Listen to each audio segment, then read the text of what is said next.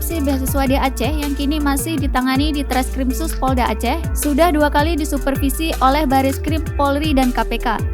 Kasus tersebut juga ikut dibedah oleh Korps Anti Rasuah pada saat kegiatan pencegahan korupsi dengan pemerintah Aceh beberapa hari yang lalu.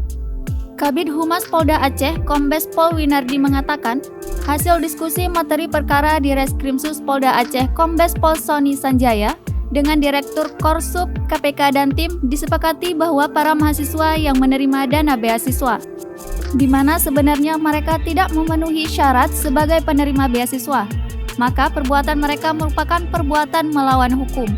Apalagi mereka bersedia dana beasiswanya dipotong oleh para korlap. Hal tersebut menunjukkan bahwa mereka sebetulnya memahami dan menyepakati bahwa mereka menerima dana beasiswa, meskipun tidak memenuhi syarat sebagai penerima beasiswa.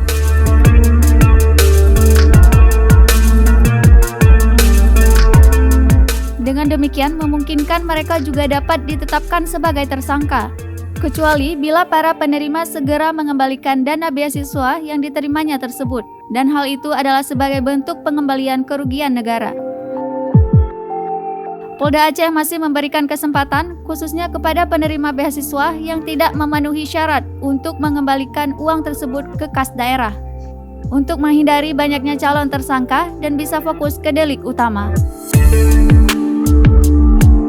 Winardi juga mengatakan bahwa penetapan tersangka masih dalam proses pengkajian, termasuk calon tersangka yang sudah diteliti secara prosedur, mereka salah.